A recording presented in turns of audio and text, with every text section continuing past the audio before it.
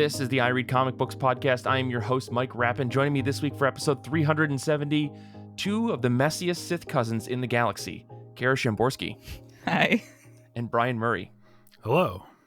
Thank you all for joining me today. I'm very excited to talk about comic books today because we have a very interesting topic that Brian and Kara brought to me. So I think we're just going to dive right into things. I've got the two legally mandated questions that I have to ask on every single episode of this show, and that's how have you been? How have comic books been? Let's just jump right into things and start with you, Brian. I've been good. It has been a good time for video games lately. I've got the Resident Evil 4 remake. The Horizon Forbidden West DLC just came out, so it's been tough for me to find time to read the comics. But I did manage to squeeze in a little bit of reading. I got onto Marvel Unlimited and saw this dark web event. So I was like, yeah, sure, I'll check it out. So I started off with Venom number 13. This is written by Al Ewing with pencils by Brian Hitch, inks by Andrew Curry, and colors by Alex Sinclair, letters by Clayton Cowles. I really kind of feel like, the Charlie Brown bit where like Lucy's holding the football and Charlie Brown runs at it and she pulls it out of the way just before he can kick it and he goes ack and falls on his back. Yes. That's me with like these Marvel events. Okay. Because every time I see one, I run head on at it and then it ends up getting yanked out in front of me. And this is no exception so far.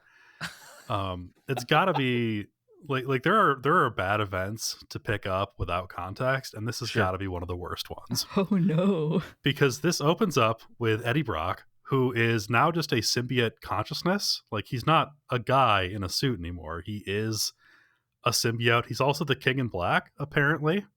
That's the thing that happened. Okay. Danny's nodding along at home, yes. Yeah. His son is dead now, except maybe not, but maybe he is. But, time is weird. Madeline Pryor is here, and she's the Goblin Queen of Limbo.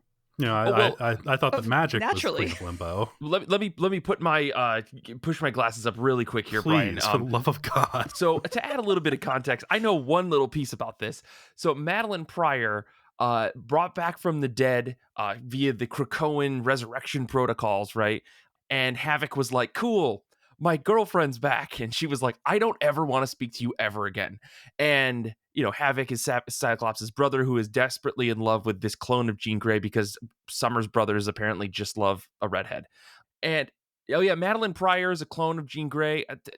We don't have enough time, okay? We don't have enough time. What the hell? But so Madeline Pryor has been known for like witchy things, and at one point, Magic, the X-Men character, she was like, "I'm kind of done being the Queen of Limbo and I need someone to take over." And Madeline Pryor is like, "Well, I don't want to be anywhere near Havoc, so is there somewhere I can go?" And Magic was like, "All right, let's see if you are evil enough to handle these motherfuckers in Limbo." And then they shook hands and now she is down there. I understand that like this somehow ties into the dark web stuff, because with Spider-Man, I don't know how that's all connected, but that's why Madeline Pryor is the Goblin Queen of Limbo, because she's witchy. I was like ghosting an ex by becoming the ruler of a weird like goblin dimension sounds like a really, really pro move. Like it's imagine being Havoc in that situation. Like, your ex telling you, "I would rather go to actual hell than spend any time at all with you." Yeah, but if you're the ruler of actual hell and you get a title like the Goblin Queen, that's pretty metal. Like those are you perks, could do that for sure. Yeah. So Danny in the chat is pointing out, yes, I did read New Mutants. I did read it enough to understand that much, and then I gave up. I refuse. It's not engaging comics anymore. But I know enough to say that's why Madeline Pryor is there. So if that helps at all explain anything, Brian, now you have a little bit of context on that. If anything, Mike, I'm worse off now than I was before. I have more questions now. Okay.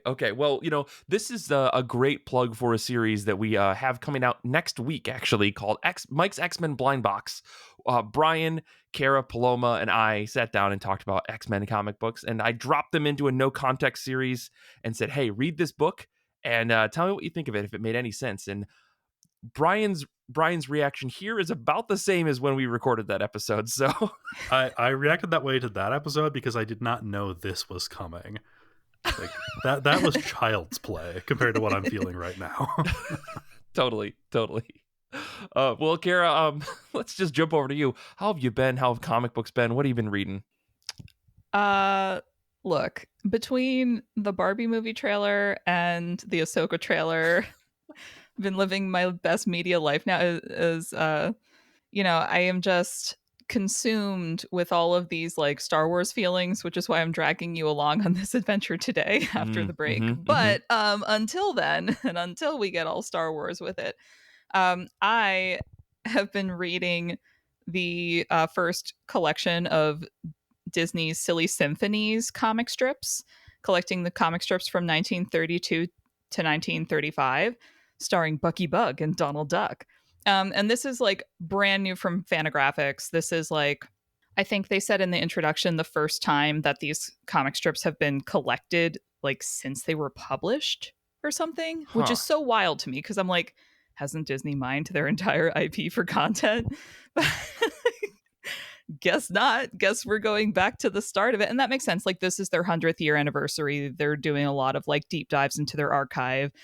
They've got the rights to Oswald the Lucky Rabbit back, who is the character who preceded Mickey Mouse. And then Disney learned the value of holding on to your IP with an iron fist and made Mickey Mouse instead. And the rest is history. And it's a small world after all. And it's just the Silly Symphonies are they're a animated series that was airing in this is pre-television, so airing in the cinema prior to feature-length films. You would have like a cartoon short, you would have like a Bugs Bunny cartoon or a Mickey Mouse cartoon, and running concurrently to the Mickey Mouse cartoons in the theaters were these Silly Symphonies animated shorts, and they were really focusing on the Disney Animation Studios innovations in like sound, like the first like full color like sound synchronous animated short was Flowers and Trees, I think, and that was a Silly Symphony. And they really focused on music. Walt Disney was like really into bringing music to the masses. That's what Fantasia came out of this Silly Symphonies lineup. Basically, Silly Symphonies is like the younger, more like slapstick cousin to Fantasia, if you will. So not a lot of dialogue and a lot of like music-based action. So you're probably thinking, how do you translate this into a comic strip, which doesn't have music? And the answer is they decided to make all of the words rhyme. So reading the whole thing is like... Sure. It would have been better if this just like opened up and like each page played a little music, like a greeting card or something. That'd be fun. We're talking about the Great Depression era newspapers, Mike. There's only so much they can do. Listen, Kara. It's really cute. I think some of the like feel of the animation translates really well. Disney, again, learned his lesson very harshly with Oswald the Lucky Rabbit and like kept an iron fist on that IP forevermore. And they actually like kind of put their foot down with King Features Syndicate and said, no, don't worry. No, we're going to make the comic strips in-house and then we'll send them to you and then you can distribute them. Thanks. So they did have like Disney people working on these comic strips and coming up with all these like cute little rhymes. And the star of the show is this character called Bucky Bug, and the start of his adventures are him getting a name. So you're like the first strips in this book are just like writing directly to the audience, breaking the fourth wall and saying, what should we name our bug? And it's just it's like it's a different time. You're like, man, like writing out directly to the Disney fans in the newspapers and saying, what do we name this character? And people wrote back. Like, that's so unbelievably wholesome and a different feel to like posting a tweet and asking for replies, you know? Yeah. So things did get really dark when the people voted to have Bucky Bug beaten to death by the Joker, though. So, and apparently I haven't gotten to this part yet, but Donald Duck shows up, but they made him yellow inexplicably. His character design in this strip collection is like very different from the stuff that we'd be like, you think of Donald Duck. The duck that is in this comic strip is very different aesthetically to the Donald Duck of today. So this is an interesting journey into this like niche deep dive of Disney history. and I'm enjoying it so far, and the rhyming has not gotten annoying. But also, again, this is a book where I'm like, I don't know if I'd sit down and read this whole thing in one setting, but like it's nice to have it on a table so I can like pick it up in between stuff and like read a few strips, and you know, it's delightful. Yeah. Did you grab this like in a physical edition then? Yeah. This is a book. This is a like, I don't know, it's like the orientation is landscape, not portrait, so that Oh, you okay. can get Okay. like the comic strips, and it's like slightly oversized. Again, it's Fantagraphics, so it's a really beautifully made edition. Gotcha. Okay. Yeah, I was gonna say. I mean, Fantagraphics has been doing a lot of those Disney collections. I got my Mickey Mouse one that I want, like the Greatest Adventures of Mickey Mouse, and I was trying to get one that was Donald Duck, and it was a one of the best like Adventures in Peru or something like that, and I couldn't get it because it was sold out. Like they pre-sold it, and I was so frustrated by that. But yeah, Fantagraphics does not mess around with those collections. I think I talked about it last week, or a couple weeks ago, reading the Fall Guy for Murder, like a collection of EC comics, and I got this Mickey Mouse Greatest Adventures book that came out, and it's just super duper high quality cardboard, but like it's wrapped up really nicely, right? Yeah. Well, I guess let me talk a little bit about what I've been up to. I am currently in the middle of just my relaxing guy era. I think that's what I'm going to call it. I'm just going to be relaxed guy Mike for is a a little man while. of leisure. Yeah, I'm going to be a man of leisure for a while.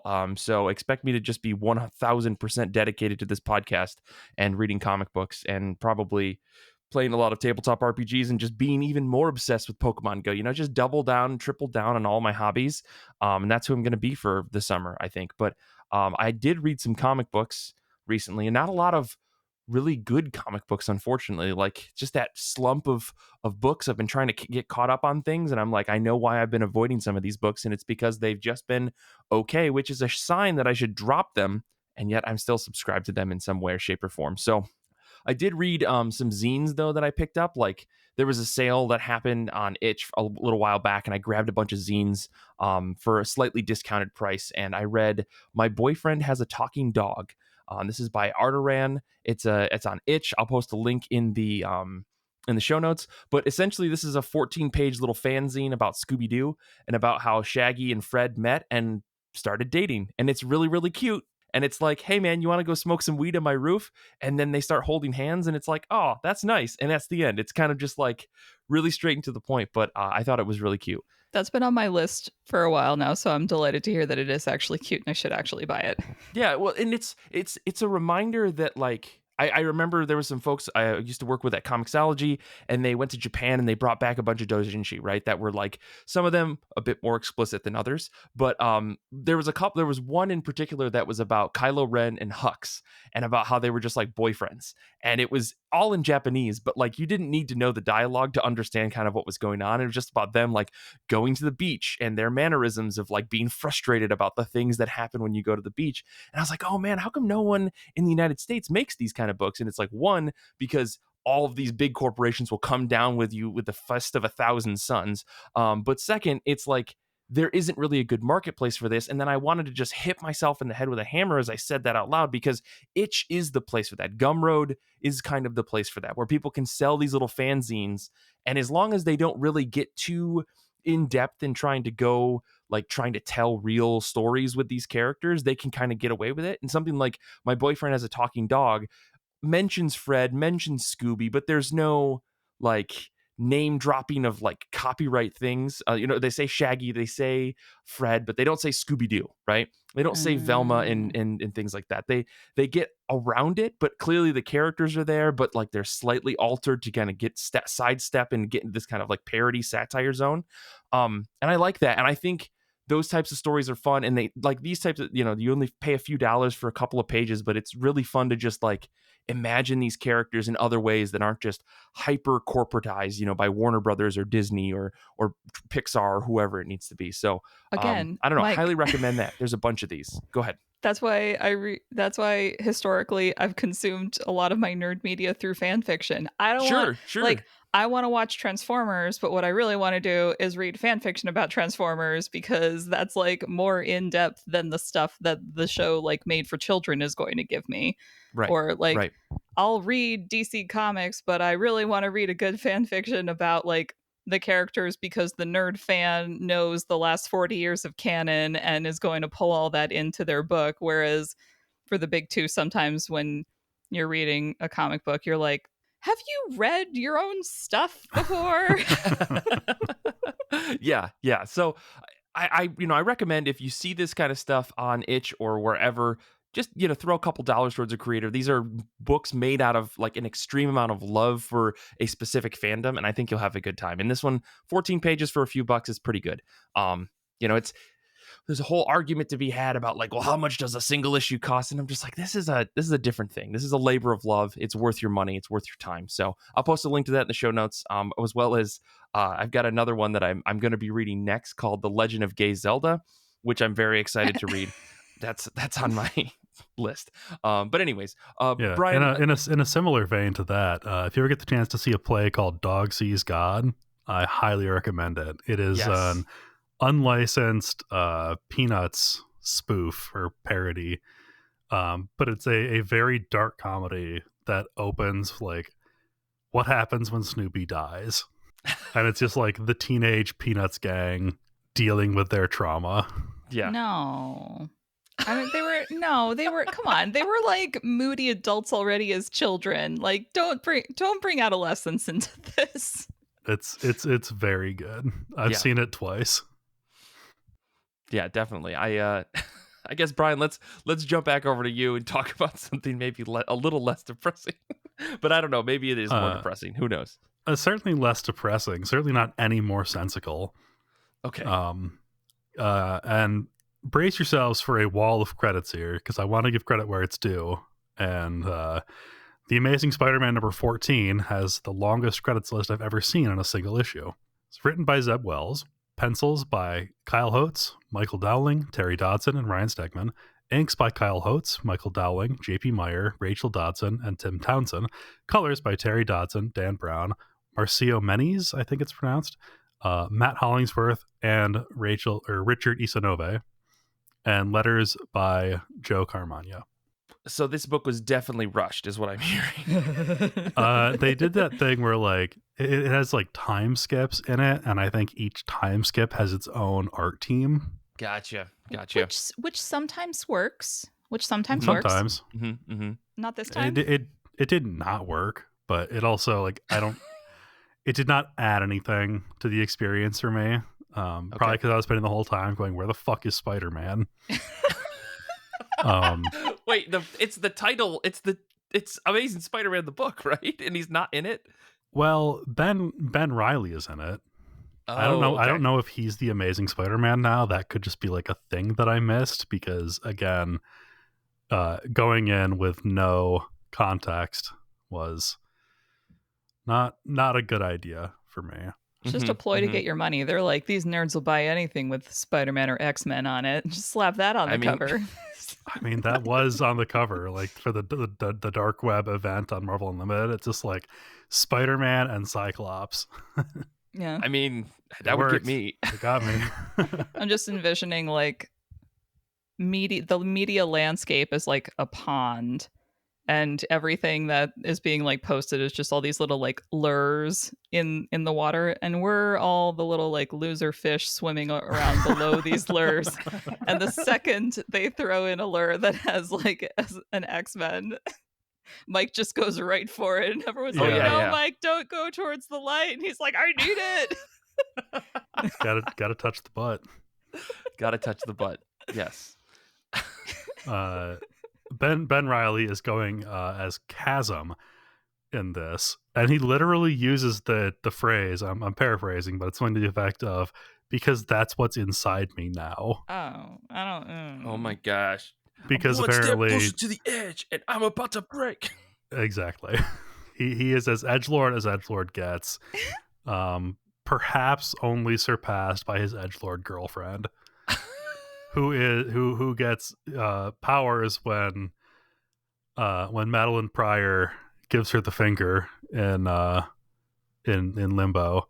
It's some kind of like magical demon finger thing that she just kind of like pushes into her chest, and she gets Halloween powers. I think it's unclear. Wait, but she Danny's gets the name nodding. Hallows Eve. wait. When you said giving her the finger, I was envisioning like, cursing at somebody through a hand Like- gesture, and you're describing like, no, she like shoved her finger into her chest cavity and now she has powers. What? It wasn't Madeline's finger. It was a finger Madeline had. I don't like that description. I don't like that. I don't like that In my one defense, bit. I almost said Madeline Pryor fingered her. So Is everyone at Marvel okay? I mean, I love Zeb Wells, but I think he should be banned from writing comics now. definitely needs like a wellness check. Oh my lord. Anyway, then Ben and Madeline bond over their shared clone trauma. Okay. I mean, yeah. Sure. And over the series of time skips, they grow a tree, the fruit of which will make your soul leave your body if you eat it. And then somebody else can inhale it and take your memories. Revealing that is his whole plan is to feed this fruit to Peter Parker so that he can take his soul. Okay. Okay. I know that my whole brain is like wrapped around Star Wars right now, but this is some like pre-Disney acquisition Star Wars shit. Like, I mean, truly wild. is this like an allegory for the Bible? Maybe? Like it's Ben Reilly the snake and Peter Parker is Adam or Eve? Wait, hold on. How did that story go? Who ate spare ribs? no, that's not how that went at all. Okay. Dumbest joke. This has been sophomore theology with Mike Rapin. Okay, let me just move past that moment of absolute Yeah, for love of God, stupidity. Mike, get me away from this. Yeah, let me talk about the best comic book that everybody didn't buy last week. How about this? The Great British Bump Off #1.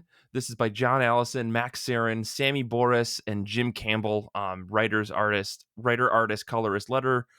This is the team that brought you Giant Days, and they're back, and they're telling a murder mystery / baking comic that takes place in a fictional Great British Bake Off set where someone gets killed, and the main character of the story, who is also a contestant, has decided that because she was one of the 3 people who knows that this person is murdered, she needs to solve it because they still need to film episode 1, but they're just going to say that the dead guy is out for a medical reason.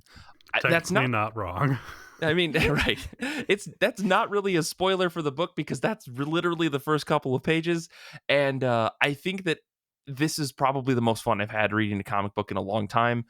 It's funny. It's got a really great hook. Max Sarin's art is impeccable. It's better than his Giant Days stuff, and that's saying something. Like, he's only gotten better as an artist, and I'm just happy to have this team together to tell another story that's very fun and is just super fast paced and wacky all at once. Even if you're not a fan of the Great British Bake Off, I think you'll get a kick out of this. Like, British humor is running amok in this book, but it's in the same way that it was running amok in Giant Days. And if you don't really get it, you're still going to get it. Or still going to have a good time. But yeah, it's goofy, it's whimsical. And I think if you do like Great British Bake Off, you'll love this book even more. I really just want to talk about every single page of this book, but I can't. All I can say is that the cast of characters that they give is just like an episode or the series of or a season of the Great British Bake Off, where every single person is from like varying backgrounds and all these different things that make, Britain a great place to live. So you've got elderly people and you've got young people and you've got, people of all sorts of different backgrounds and stuff. And it's a variable question of like, who done it? Who would be driven to kill this person and why? So yeah, it's a mystery and the excitement of Great British Bake Off all in one thing. And I just love this book so much. It's so pretty and it's so fun. And I can't wait for it to be collected so I can just give it to every single person that I know. Yeah, this sounds precisely up my alley. Yeah. But also like, yeah, I'm trade waiting. I'm a trade waiter now. Yeah. I've totally changed my stripes. Yeah, I can't believe I didn't know this was happening. I must have heard about it and forgotten, because there's no way that this didn't cross my path before now. For sure. I've heard people mention this before.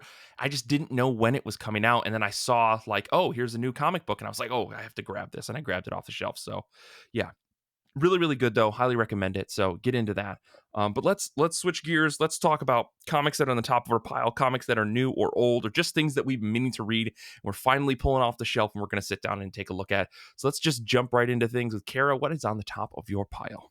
All right, I know a bunch of people have already talked about this, but I will finally be reading Golden Rage Volume 1. It was described on this show as Golden Girls meets Bitch Planet, and that's enough for me. I don't need to know anything else.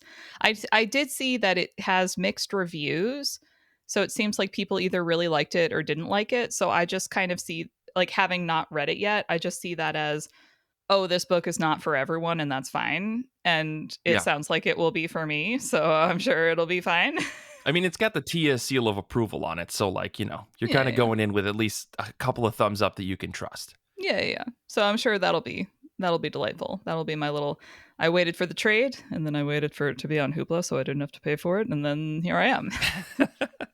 Oh, if it's on Hoopla, I definitely should check this out too. That sounds, I'll probably put this up there after I read the book that I've got on my list. But Brian, what about you? Do my thing where I borrow it from Hoopla and then don't read it, because that's look, that's only half the time. Pattern. That's only half the time for me. Sometimes I do actually read the things I borrow. For me, I'm committing myself, and I'm saying it on the podcast, so I have to do it. I'm gonna read my Dr. Aphra books. Yes, I have been collecting Dr. Aphra since Jump Street, and I haven't read a single issue of it in probably 2.5, 3 years. Okay, but now you get to read it all at once and experience the whole thing without having to wait to find out what happens. That's awesome. I also have not read it in a few years, so maybe it's time to get back on board that. Yeah, go knock all the dust off my polybagged single issues. So where are you starting from scratch then, Brian? Are you going to read everything from the get-go, or are you just going to try to pick up from where you last left off? I'm gonna start with when they renumbered it. Okay, cool. Well, I can't wait to hear what you think, because I've read some of that stuff, and it's very good. It's very, very good. It's one of the few Star Wars comics that I tried to keep up with for a little while. Yeah, I mean, as long as we don't get too much crossover shit polluting the time stream. Mm-hmm. I have a spoiler. It probably will. I don't actually know off the top of my head, but it's Star Wars. So just like knowing the time that this took place, I'm almost positive that like War of the Bounty Hunters is going to leak in somewhere. Probably. Yeah. But Danny's giving us a hard yes. That wasn't so bad. I didn't hate that. I don't remember it. I think I read it. It's totally forgettable. Yeah, which is almost worse than being bad. Totally. Well, I guess before I get into my pick, we have some folks hanging out with us on Discord this week who gave us their picks. Hugh is reading World Tree #1. This is the new James Tynion joint. Danny's reading Green Arrow #1. Paloma is reading Angels and Magpies, a Love and Rockets book, because as she said, she's trying to get caught up, which Godspeed, Paloma. I salute you to get caught up on Love and Rockets. That's amazing. Somewhere Paul Jasley sat up in his chair. He doesn't know why. Well, for me this week, I am going to be reading Sins of Sinister Dominion #1. How could I not? This is the final issue in the Sins of Sinister event that's happening in the X-Men universe. And it's written by Kieran Gillen, art by Paco Medina and Lucas Wernick, colors by Brian Valenza, and letters by Clayton Coles. As I wrote in my notes, it's the end of the world as we know it, and I feel fine, because this Sins of Sinister event is ending the 1,000-year timeline that we've seen in the books, crossed over between Nightcrawler, Storm and the Brotherhood of Mutants, and Immoral X-Men. It's all coming together. It's all closing in on itself. With the big reveal that we got at the end of Nightcrawlers, I don't know what the hell is going to happen at the end of this, but I'm very, very excited. The synopsis that Marvel gives us is 7 trillion deadly sins, 1,000 years of hell and damnation comes to an end with the loudest scream in history, and for the truly guilty, there is no escape. Can the future change the present, or will we just make all the same mistakes again? Either way, the present will have to live with the future sins, which... come on, this is like the most Kieran Gillen shit ever. I don't want to spoil how that could even make any possible sense, but all I'm going to say is that this issue, this whole event is going to make the greatest collection for me to drop down on anybody who wants a no context X-Men. I'm going to go try this, fucko. You're going to have no idea what's going on, because quite honestly, this is one of those books that, like, if you weren't reading 4 other books to read before this to try to jump in blind, you would be totally lost. So I can't wait to do X-Men Blind Box issue 2. If the folks like it on Patreon, this is going to be the next one for sure. It's the most up to date, and it is so absurd in just everything that it does, and I love it. I love it so much. So I'm very excited to read the end of this event, because I've loved it all, because it's everything that I want out of crazy X-Men like continuity all together packaged into one. Because we got Al Ewing, Cy Spurrier, Kieran Gillen working together. It's like the Great British Takeover, and I love it. I love it. I love it. So. It's just one of those, like, you could have said anything you wanted to, and I would have just bought it. with those 3 creators on board, right? No, like, I would have believed you that this is what the comic is about. Yeah. Like, any bullshit that you spewed, I would have gone, yeah, I guess that sounds about right. I think the last Cy Spurrier thing that I read was The Spire, like a million years ago, but I remember like being obsessed with that book. So that's like, I'm down. I'm sure it's ridiculous, but I'm down. It'll be good ish. Yeah. In the way that some comic books are like not good, but if you're like really deep into them, you're just like, yes, this is for me. This is not for the casual fan. This is for me. I mean, I'm just going to say, like, this is my hole. It was made for me. The context of Cy Spurrier's run almost goes all the way back to his X-Men Legacy run that he wrote years and years and years ago. See, this is like going into the fan fiction where the nerds go deep. This is the like authentic canon version of that. I'm down. Yes, I'll do that. Absolutely. So yeah, if you're out there and you're also reading the Sins of Sinister event, please give me a call. Like, and let's talk about it. Because I feel like I'm the only person. It's me and Danny, I think, who are reading it. Maybe Hugh, I think, may be reading it. I'm not sure, but give me a call. It'd be great to hear from you. Anyways, let's Brian posted a picture in the chat of a guy crawling into a hole that says it was made for me, from some manga that I'm pretty sure people Junji who find Ito comic. It's something about a fault. I can't remember what the name is, but yeah, Amigara we'll figure it fault. out in the break. Yeah, but let's take a quick break. When we come back, we're going to be discussing the topic that I have written in the notes, which is messy Sith who live for the drama. So we're going to get into that when we come back. So we'll be back in just a second.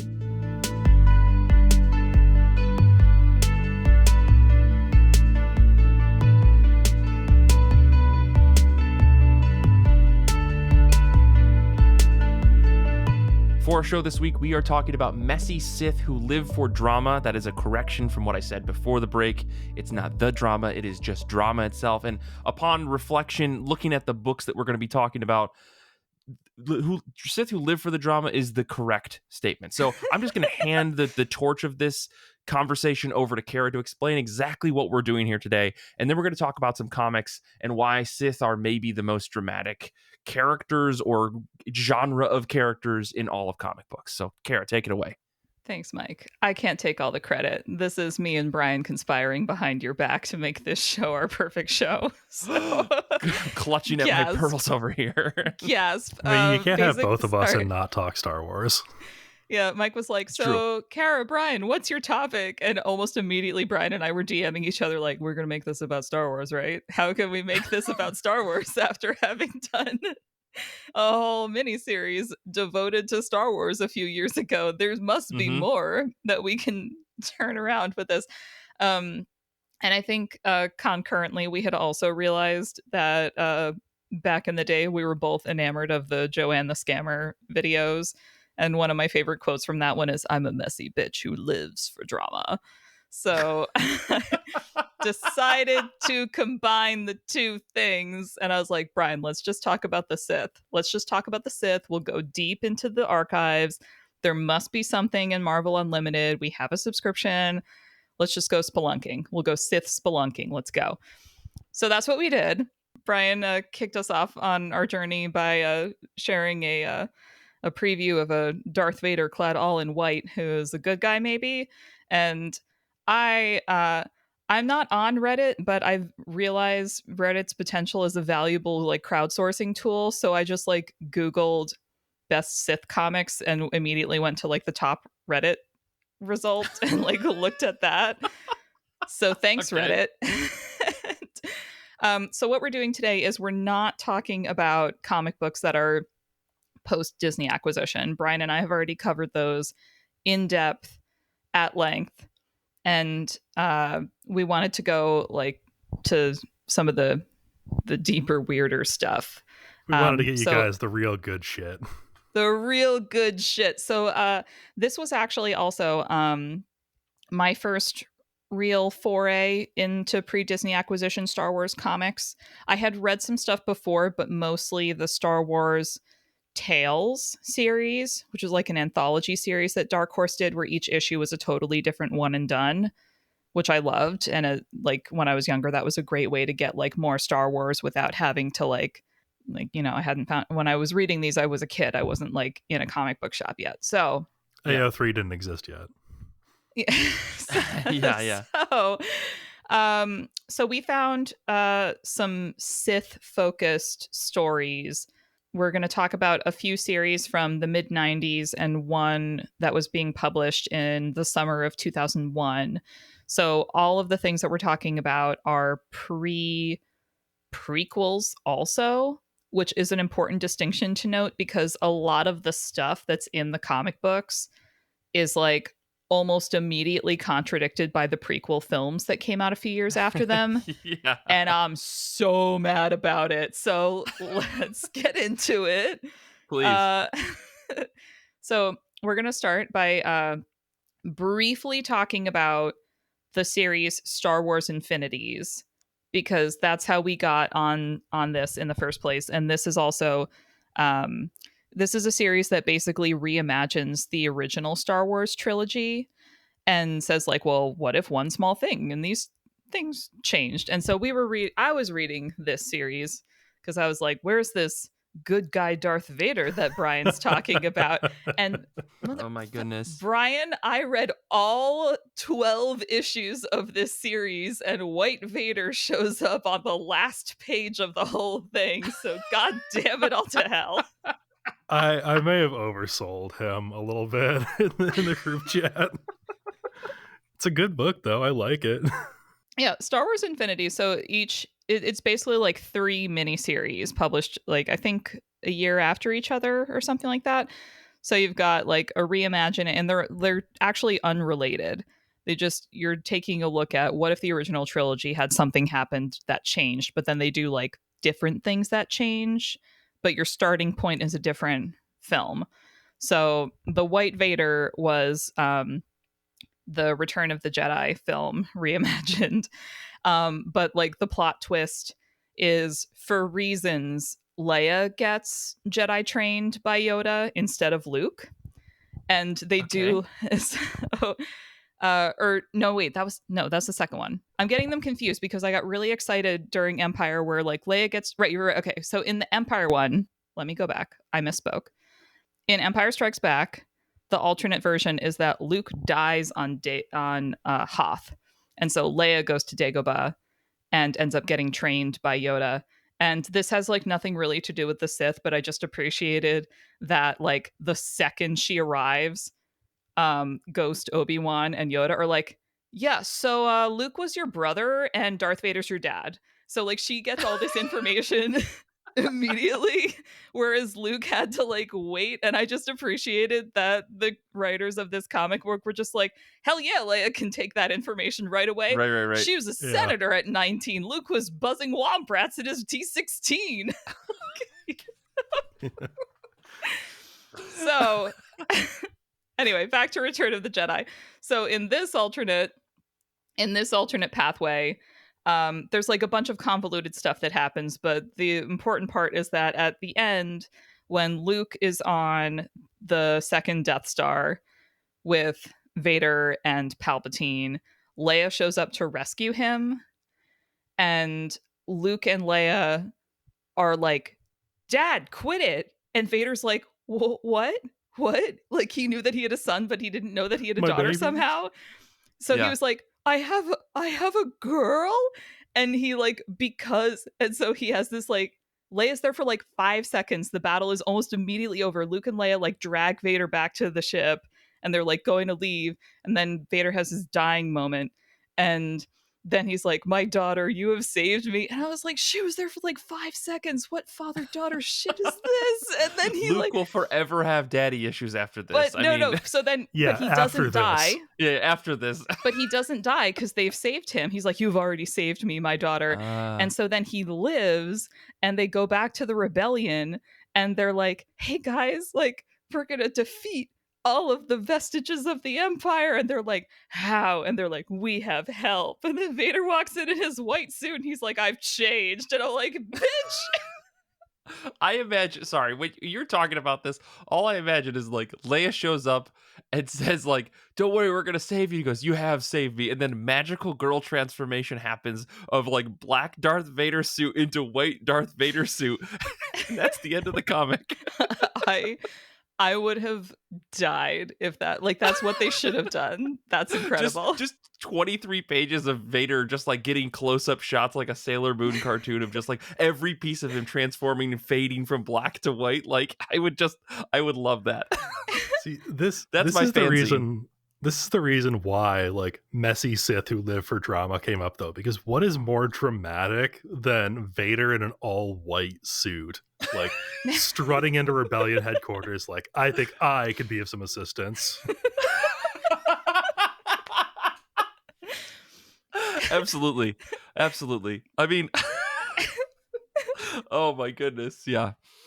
So we started there. Okay. So we started there, and I was like, okay, this was fun, but this was not what I was looking for. And also, the art is objectively terrible in all of these. So I have to live with I'll these admit, faces for the rest of my I'll admit, life. I didn't read this series because I was like, 12 issues is too long. I did read a couple of issues of the shorter series. So just for anyone at home that's playing along, I did not read this, but I'm loving this recap. I'm absolutely loving this recap. No, Mike looked at my reading list and was like, no, thank you. I mean, kind of. Yeah. It's okay. I was originally going to go through this and just be like, "Mike, read this one. Mike, read that one." I was like, never mind. I'm just going to explain everything to him and get his reactions. So, all right. So then I read Dark Lords of the Sith, which is, I guess they were doing Dark Horse when they were doing the Star Wars comics. They had like a Tales of the Jedi series that in Marvel Unlimited, they like chopped up into little like mini series. And so this is all these are like 6-issue arcs. This one is called Dark Lords of the Sith. And this was part of the I want to know what Dark Horse was doing with the Star Wars IP in the 90s before the prequels came out. And the answer is they were having fun. Hell yeah. Within a few... I did read a couple of these, and I will say I thought that just the first issue alone from this arc was the reason you guys wanted to have this conversation, because of how extra these Sith cousins are. But go ahead, explain the story for folks at home. I just was floored by it. So yeah, my goal of going into these was to be like, okay, what is like the deal with the Sith? Because we know they're the bad guys, but there's a lot of like Star Wars extended universe stuff pre-Disney that's like, all right, but like, what if the Sith had a history? What does that history look like? And the bad guys always have more fun, so let's have fun. As Mike mentioned, our story kicks off with two like aristocrat cousins who like off camera have gone off and found some like Sith magic. And so they've like come back to their home planet to like stage a coup against one of their dads and take over.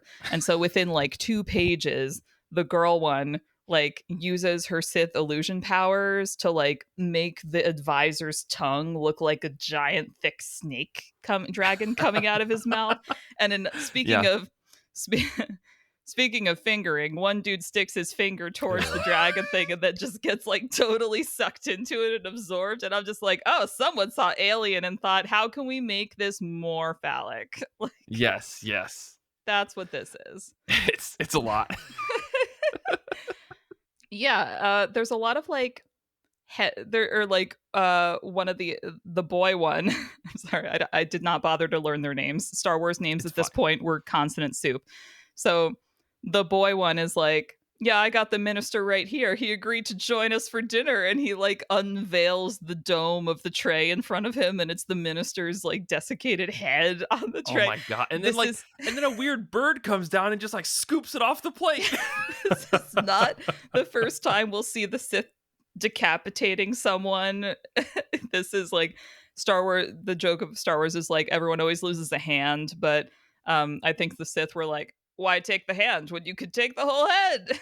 Apparently, So this is like, God, this book was like so 90s. So you're like getting more on this world where like this particular book took place across like 3 different planets. So there were like a lot of plot going on, a lot of characters. But my takeaway from this was that this was like, instead of the Sith being like, oh, there can only be 2, which is a lot of the stuff that we know of now and think of when we think of the Sith, they were actually like a civilization or like a way of life, or the Darksiders have like a political force in the galaxy.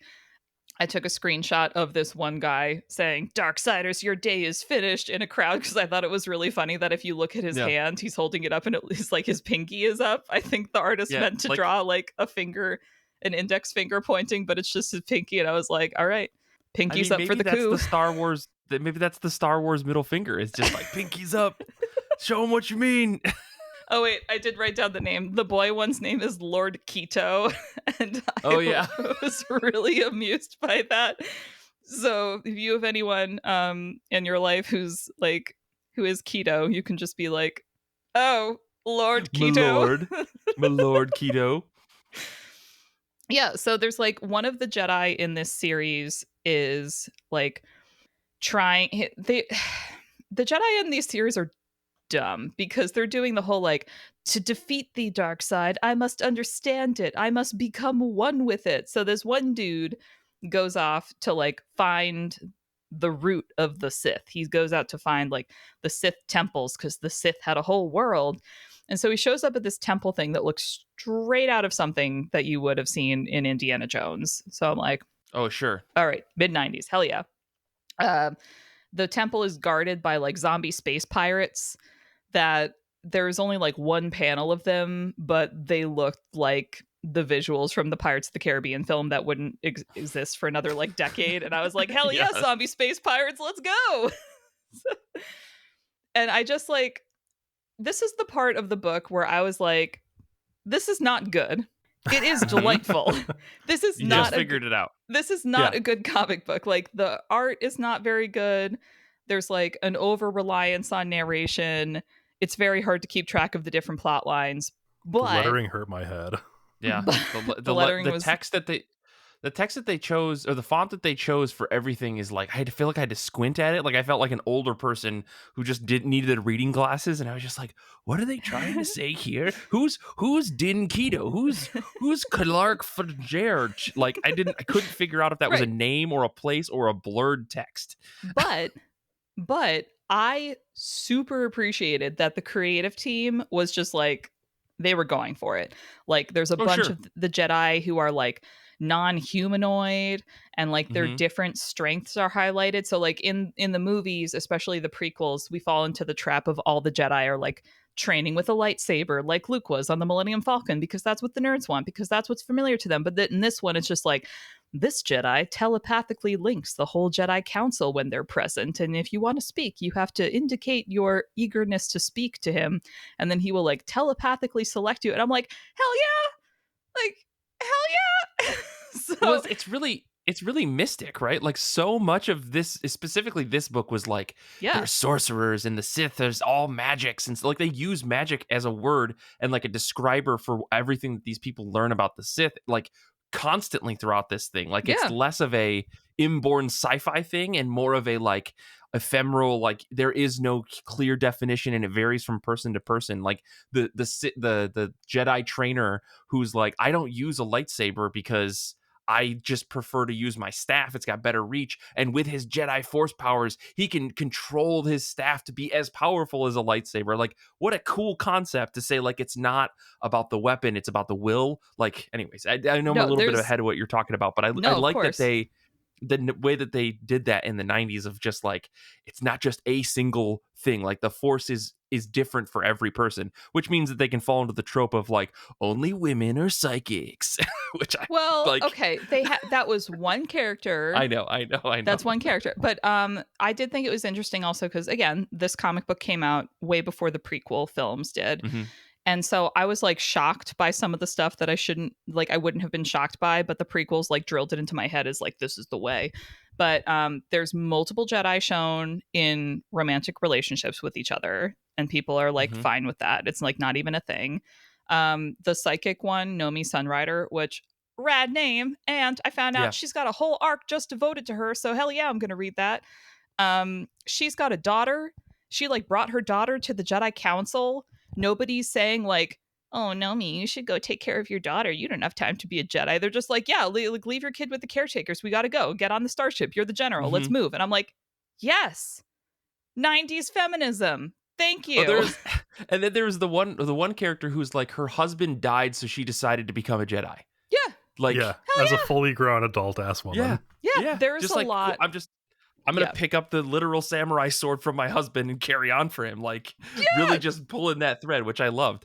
There were a ton of instances throughout these series that I read where they don't seem to have an age limit on being a Jedi. There's like, I'll mention them a little bit more later, but there's like, you can choose to be a Jedi. It's not just like weird monks coming to abduct you before you can talk. Like, you know, there's, so the whole like the art, I did also like some little details, like the person doing lettering, although the writing was very cramped, for like the Sith ghost that's leading this one Jedi to like his dark side doom. Whenever the ghost is talking, the word bubble is like ringed in this like red fire, and the words are like extra chaotic, and I'm like, hell yeah. Yeah, so this was just like me getting mad that the prequels happened. Like, I've always been mad about the prequels, but this was like, damn, you had all of this like comic book canon laying down some really interesting stuff, and instead you were like, midichlorians and you can't have wives. Like, you know, in the prequel movies, there's all these like fighting with, you know, battle droids, like the clone troopers and the Jedi fighting battle droids for the Separatists. And in this comic, there's an example of Jedi fighting battle droids, and one of them is hacking away with his lightsaber, and one of the older ones is like, what the hell are you doing? He's like, what are you talking about? Get your lightsaber out. We need to destroy these droids. And the older Jedi is like, no, bro, like, I fought droids before. You just like reach out with the Force and like disassemble them remotely. And I'm like, where was this? Where was this in the films? Like, you were just... This is lost to history, you know? Like, the Jedi just forgot this teaching. It's somewhere in the archives. This is just like, when you hand everyone a lightsaber, the lightsaber becomes the solution to every problem, when the solution to the problem could be like Jedi battle magic, where you use your psychic force to reach out and be like, our side thinks we're winning, the other side thinks they're losing, and so now we're using like psychological warfare to turn the tide in our favor. And I'm just like, rad. Speaking, makes for less dynamic filmmaking, though. But like, okay, this was also the comic where I had like a galaxy brain moment where, again, our Jedi saying like, I can understand the Sith and conquer them from within. And so he's like now listening to this Sith ghost who's taking him on a Force quest around the galaxy. And the next location on his journey is to go to Yavin 4, which, if you recall from A New Hope, is the rebel base. And, you know, there's like Mayan-looking temples. Plot twist, turns out those temples are Sith temples full of dark Force powers. And they're inhabited by like the native race of Yavin 4 is like descended from the Sith people or some shit. And it's like, really? We did nothing with this after this comic book? You made the Rebel Alliance being housed in a Sith temple, and no one thought to be like, the vibes are not it. Like, you know? There's in some of the old Star Wars novels, there is a whole thing about that. When like Luke is trying to rebuild the Jedi Order, he's doing it in the Massassi temples on Yavin 4. Right. Like, and like they have this whole thing where like the ghost of Ulic Qel-Droma is like wandering around and they have to fucking deal with him. It's like, congratulations, your new Jedi temple is inhabited by Sith ghosts. It's part of your training. Yeah. Don't worry about it. Like Corin Horn has to go full Ghostbusters or something. No, but I like, mean, if Star Wars is missing one thing, I mean, like, Sith ghosts would be a cool enemy, right? Why bring back Palpatine and when he could have just been a ghost that they needed to hunt down? Just could have been a ghost. Just could have been haunting everybody, just like chilling in the chambers of Coruscant, like unable to be extricated because he's not done with his work. And then Rise of Skywalker just becomes a Ghostbusters movie, and somehow Bill Murray also shows up, right? Like we could have done it. We could have done that. Could have done it. So like, speaking of what Mike was saying about this one being all like mystical and magical and stuff, this one ends with there are two of our Jedi end up becoming Sith. And they each have like a magical Sith amulet. And so when they fight each other in battle, the amulets call out to each other and like awake the Sith lords of old who speak to them and like make them new Sith officially. And now they have like symbols on their foreheads. And it's like, it's so unbelievably like Sailor Moon. And I'm just like, dude, I gotta finish this arc. This is awesome. This is like Double Dragon meets like Jedi. I love this. This one is like, this book was definitely, I was mad for the first two issues because it was so bad, and then I kept reading it and I was like, wait, no, I rescind my previous arguments about how bad it is. This is actually really fun. It is still bad, but it's recontextualized badness. Yeah. This is like so much more fantasy than sci-fi that it honestly like almost redeemed the Rise of Skywalker a little bit for me. So I'm like, my biggest problem that was always like, how are you using the Force to teleport lightsabers around and stuff like that? And that doesn't seem so crazy anymore. Oh, they were pulling from legends, Brian. That's all that we needed to say. Oh my god. I was like, the Force isn't magic. No, it turns out the Force is magic, actually. And it could do whatever you want. Very magic. Actually, it was always magic, and it was just by making the prequel films and bringing midichlorians into the mix that we even had to worry about what it actually was. Yeah. All right. Which brings me to the Golden Age of the Sith. This is another like arc within this ongoing Jedi series, and this takes, conveniently, they had a timeline and they had a prologue page that explained exactly in the timeline where this was, and they're like, this takes place 1,000 years before that other story you just read. And I was like, well, conveniently, I did just read this story, so thank you for clarifying where I am in this timeline that I'm now reorienting myself to. So we do get to see like some of the Sith temples like in their heyday, and this also like gets more into the fact that the Sith are a race of people on a planet, and the Sith lords are fallen Jedi who like rule over them. And I'm like, yeah, that makes way more sense than like just one bad Jedi constantly finding one other bad Jedi. Like, it makes sense that there would be like a whole lot of them at one point. Anyway, so this whole arc was extremely swords and sorcery aesthetic. Like, everything about it, I was like, are you sure I'm not reading like sci-fi Conan the Barbarian? Like, this is very I mean, this Conan is right where my head went to. This honestly, like, reading this book, I grew up close to an amusement park that had a haunted house where the outside was like spray painted with a swords and sorcery motif. So it was a lot of like barbarian ladies in chainmail bikinis with like big 80s hair, and like dragons with like really grotesque tongues leering at them, and like goblins and demons and shit. That's the aesthetic of this book. Is like just like airbrush. It's like a van straight out of the 80s. Exactly. So the Sith people basically look like Planet of the Apes turned red, living their life based off of like the ancient Egyptians pop culture understanding. So like, we open on them seeing like the burial ceremony of one of the Sith lords with like a sarcophagus and like sealing slaves into the tomb to serve the master in the afterlife. Go on. So sick stuff like that. And I'm like, okay, where's it going to get interesting? And the answer was seeing the Sith Council, where one of the Sith is a head in a jar, because like a Futurama head in a jar. Yeah, because his Sith powers were so powerful that even though he lost a duel with his enemy, he was still able to preserve his head and still be part of the Sith Council forevermore. Until, spoilers, Awesome. somebody shoots him in the face later. Makes Darth Maul seem almost pedestrian by comparison. Yeah. Oh, maybe pedestrian's not the right word. He did get his legs cut I think off. he had trouble walking after a minute. So this was one where our, we're seeing the Sith kind of having like infighting. They make self references to like this being the golden age of their Sith empire, and basically there's one Sith guy who thinks that everything's fine and they should just like hang out here, and this other his opponent wants to like expand the Sith empire, and he thinks they're resting on their laurels and need to get out there and get some more planets as part of their roster.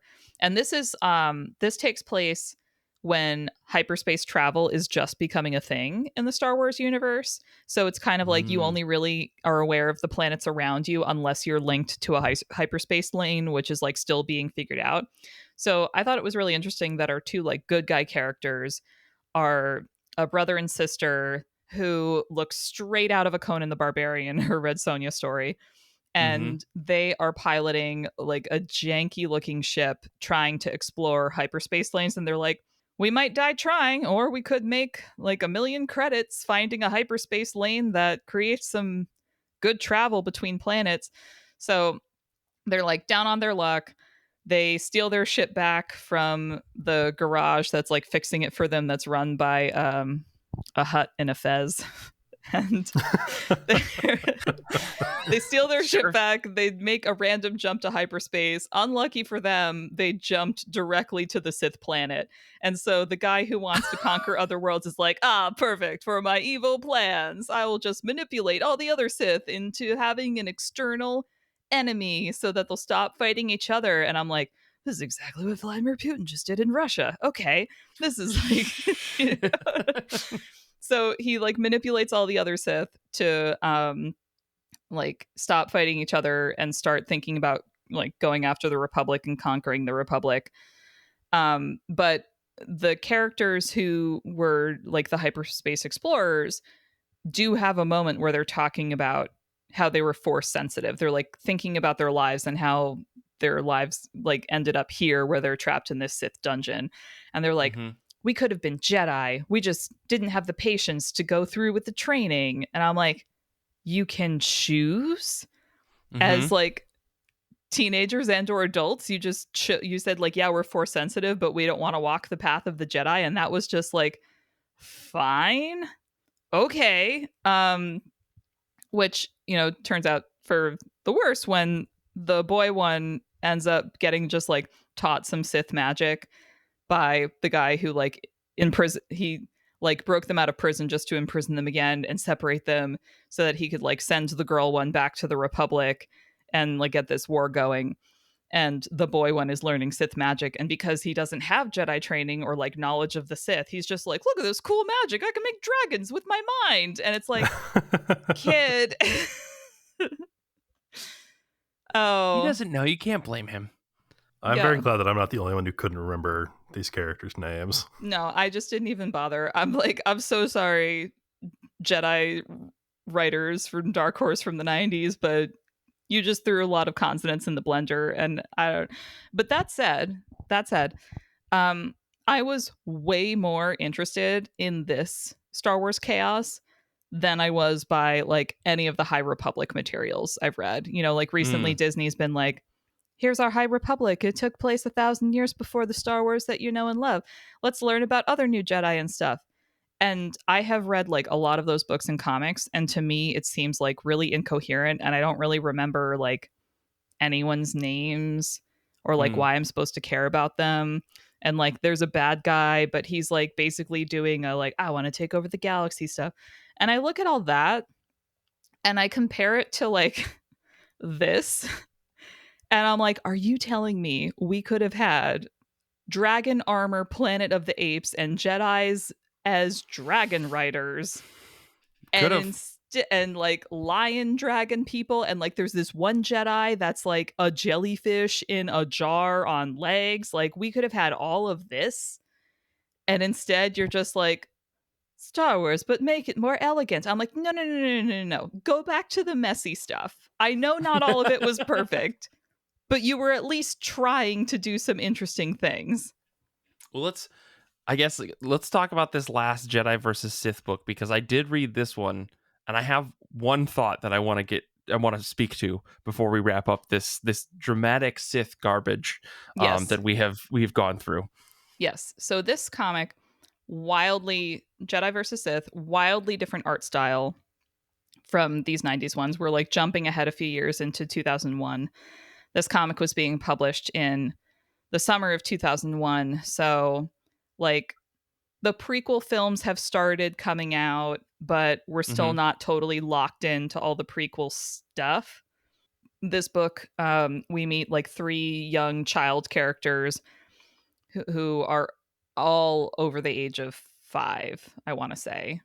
And Maybe. well, like they're all talking and they're all like interacting with each other in a way that suggests that they're beyond their toddlerdom.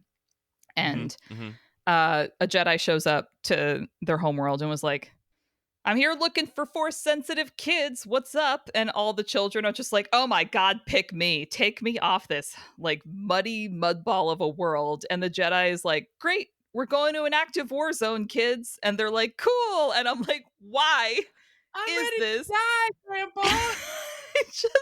This is gives I guess more context to why Qui-Gon Jinn was just like, I'm gonna take this kid and I'm sure it'll be fine. Because this is just like what the Jedi are doing. They're like, I will take this small child with me and I'm sure it will be fine. It's like So he takes on the spaceship, we meet 2 other kids that he had already picked up, who I believe are promptly killed. Promptly killed. Immediately we see them. They're so excited to be here in this active war zone, and then the ship gets blasted in 2 and they're destroyed. So right away we have our stakes that the kids could die at any time.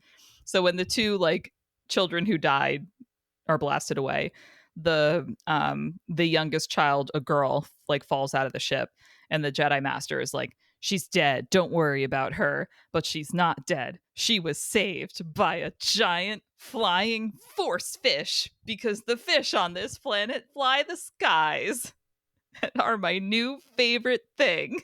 They're just big emotion balls that float through the sky in packs of like weird bubbles of text. It's so bizarre. It's so good. Oh my God. The Jedi Master in this book, I just wanted to like grab this comic book and shove it back in time to the scriptwriters for the prequel films, because he's the one that's saying like a lightsaber doesn't make you a Jedi, and not everyone serving the Dark Lords is a monster. Not everyone on our side is a hero. And I'm just like, hello? Hello? Well, I mean, we cut to an active war zone where there's like hundreds of dudes with lightsabers on both sides fighting each other, which I thought was insane. And we meet the coolest villain in all of the Star Wars comics I've read, as far as I'm concerned. But I don't mean to get too far ahead of where things are. I mean, you're basically where things are. We're talking about Darth Bane. Darth Bane is like the Sith guy, and he's the one where we get the Sith rule of 2, the whole like there can only be a master and an apprentice, and that's it. So we're going from like the Sith being a people on a planet being ruled by like force sensitive people who have turned to the dark side, to the Sith being like a bunch of bad dude force users, to Darth Bane being like, no. I'm the Sith. I will have one apprentice. And there's a moment in this comic where he explains his rationale, because he's in this room full of Siths and he's like, we should be stronger than this. You know what the problem is? There's too many of us. There's too many of us using the dark side. If there's only one of us using the dark side, then that person will have all of the power, and the power will be more concentrated, and this is what we should be doing. So that's where that comes from. I mean, I love that, right? Like that moment for me, this is why I almost read this series like all the way to the end, because Darth Bane being like, all of you are weak and if I kill all of you, I will be the strongest that there is. And then one of the women who was like on the Sith side, who came with him as he's like having this rant to himself, she's like, what if there's two of us? He's like, maybe there should be two of us, and all of the rest should die. So because like he reveals this whole plan to her, and she goes, "You're not going to kill me, right?" And he's like, "There should be two Sith." It's just, I thought that was like the funniest bit, because like he's such a serious, like puritanical tyrant character. He reminds me of like Doctor Doom, but for Star Wars. Yeah, I love him so much. Like his absurd strictness and like purity is just, I don't know, it's too much for me. I loved it. It's great. He's like super campy in this book, which is again messy Sith who live for drama. So we're with this series, we're kind of seeing the Jedi Sith conflict being played out like on the battlefield, and also between the two boys who came to this planet, and they're both like kind of going through it and experiencing war for the first time, and the one who like wanted to be a Jedi is now like disillusioned by war and thinks the Jedi are weak and like unworthy of songs and legends and stuff, so he starts turning to the dark side. He also lets an old man die and steals his lightsaber. Yes.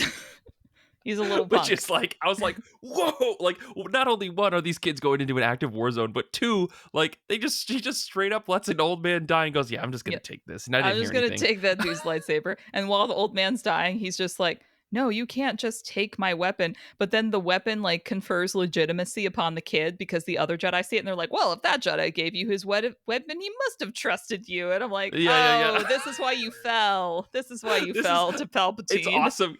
This kid's like, if I keep lying like this, everybody loves me. So the plot twist is that the little girl did survive. And so she comes back. But then the plot twist to the plot twist is that she turns to the dark side because somebody kills her favorite flying force fish, and she kills them out of anger, and Darth Bane finds her and he's like, hey, did that feel good? Do you want to do that again? Stranger danger. Stranger danger. Stranger danger. And like that's where the series ends, is like everyone's dead except for Darth Bane and this like little girl who's definitely like 4 or 5 years old.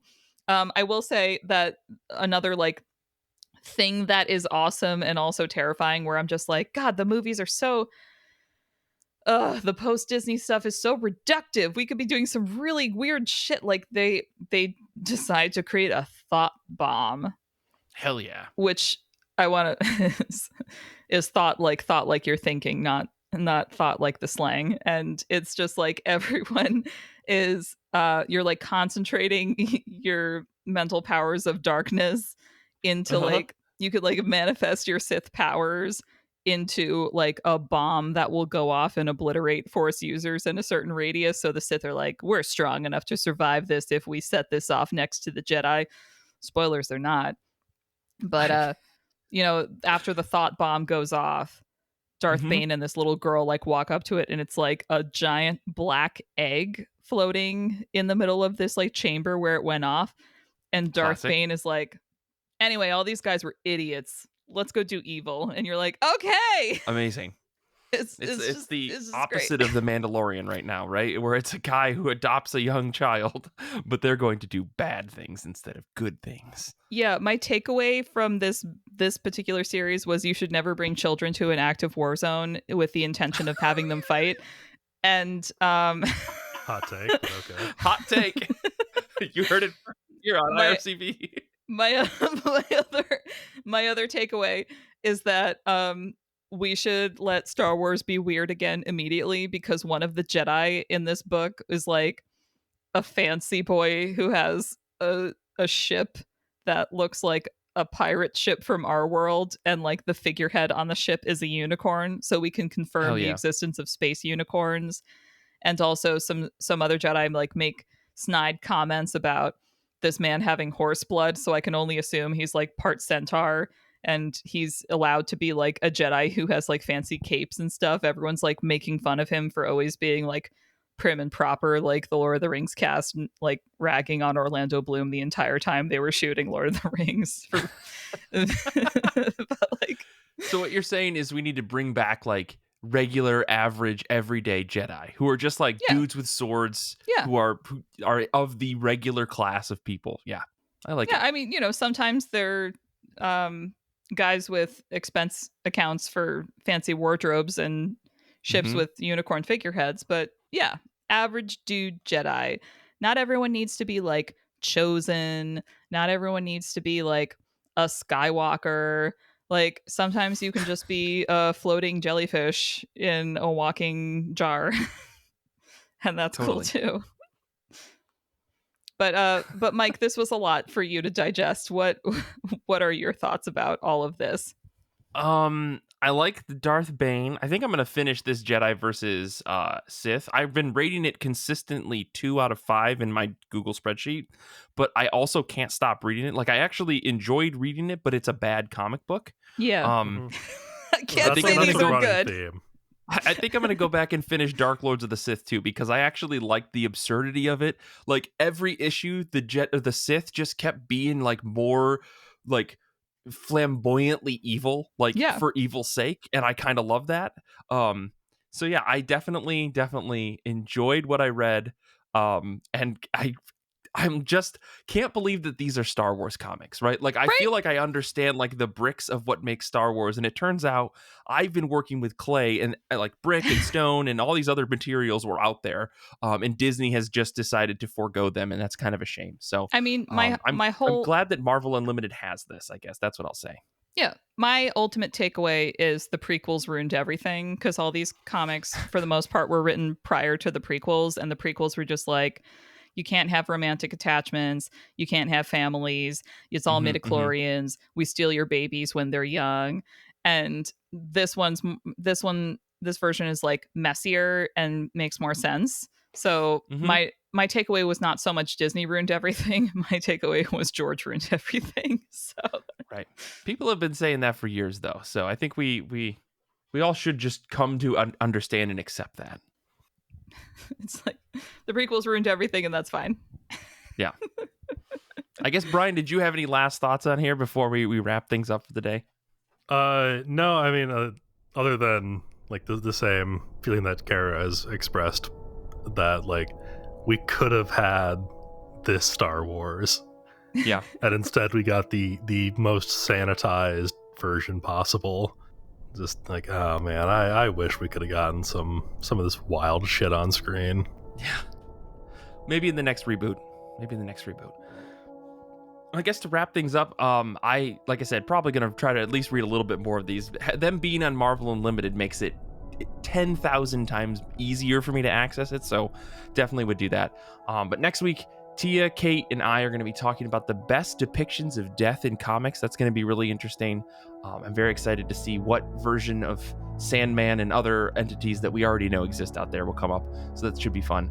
As always, you can find us on Instagram, Twitter, TikTok, Discord, Goodreads, YouTube. If you're still listening, I'm going to say right now, we record a post-credits that goes only on our Patreon, and we're going to record that after we finish today. So if you're still here, that's going to be coming up, and you can find that on our Patreon if you go to patreon.com/IRCB podcast, because we are on Patreon where you can support us. And it's a great way to get access to things like the Mike's X-Men Blind Box, which is coming out. IRCB Movie Club, where next month, I should say, we're talking about American Splendor. I'm very excited about that. Plus plenty of other things. Better Batmobile Season 2. And I think we're trying a couple other pilot season style things this year, so get excited for that. Infinity Shred is the best band in the universe. They do all of our music. Zander is there to catch you when you fall in your dreams and you suddenly wake up. He's there for you. I want to say thank you to Danny for proof listening this episode. Thank you to everyone hanging out with us on Discord. Thank you to Kara and Brian for being on this episode and putting me through it this week. So thank you so much. And if you're listening this far in the episode, thank you so much for being the best, fantastic human being you possibly could be. Until next time, comics are good, and so are you.